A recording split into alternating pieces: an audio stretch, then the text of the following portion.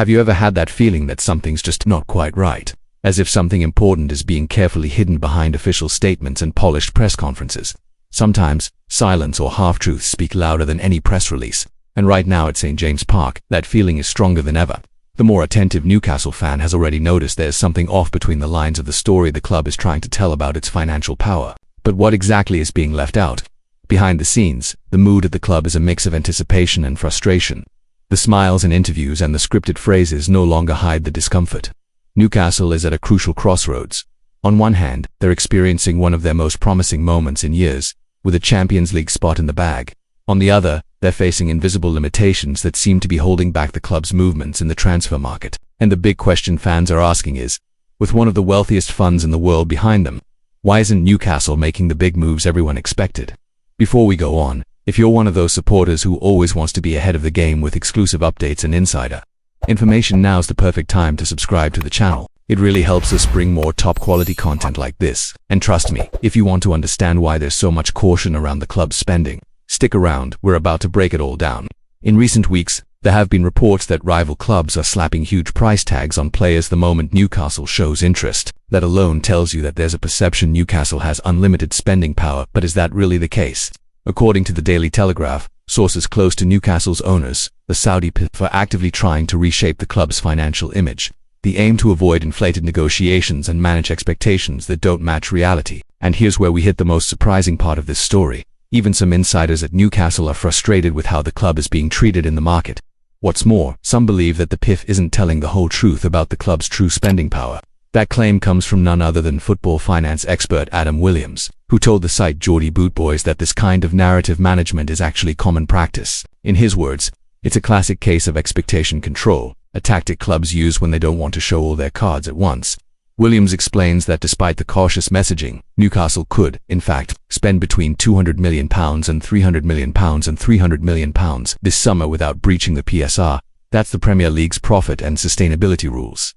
But the real point isn't just how much they can spend now, it's how that spending could impact future seasons. The idea is to avoid blowing their flexibility all in one go and paying the price later. There's nuance here that's hard to communicate to fans, said Williams, but the club could certainly be more transparent. If you're enjoying this kind of deep dive, don't forget to hit the like button and subscribe to the channel. That's the best way to make sure you're always in the loop with the latest stories and behind-the-scenes truths from Newcastle United. We're here to go beyond the surface, and your support makes that possible. According to Williams, even though Newcastle must still be mindful of financial rules, qualifying for the Champions League has breathed new life into their spending power. The competition brings in much-needed revenue, which gives the club a little more breathing room in terms of planning their transfer strategy.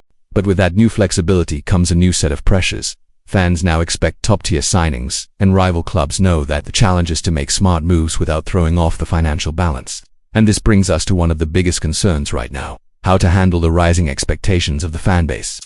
After such a successful season with Champions League qualification and a strong Premier League campaign, the fans want more. They want a team that can go toe-to-toe with Europe's elite. But without marquee signings, that feels like a long shot. Frustration is starting to build, especially as the public believes that PIF money could fix everything, which, as we've just uncovered, isn't quite true.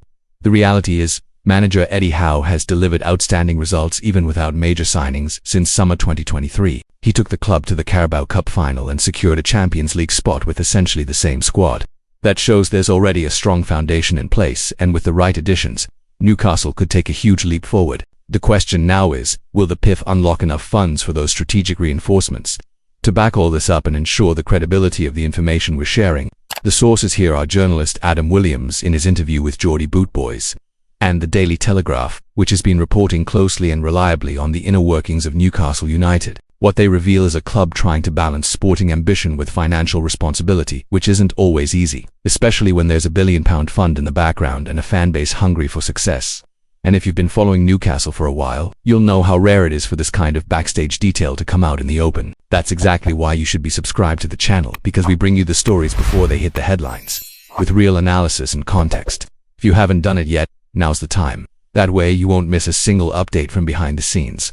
Back to the transfer situation, Williams also pointed out that even though a £100 million plus budget may seem modest compared to Manchester City or Chelsea, it's still more than enough for Newcastle's current goals. The aim isn't to build a bloated squad, but to make surgical signings that add real quality, especially with the Champions League in mind. That's why the club is expected to focus on high-efficiency players with strong value, steering clear of bidding wars that push prices through the roof. Wages are also a major consideration, as they factor into the PSR as well. The goal is to stay firmly within the limits and avoid future headaches. This explains why some deals that seemed close have suddenly gone quiet. The club won't make moves they can't sustain. To wrap it up, it's important to understand that Newcastle are in the middle of a major transition. The club is no longer just a project, it's becoming a real contender among England's elite, but that evolution demands caution, planning, and most of all, patience.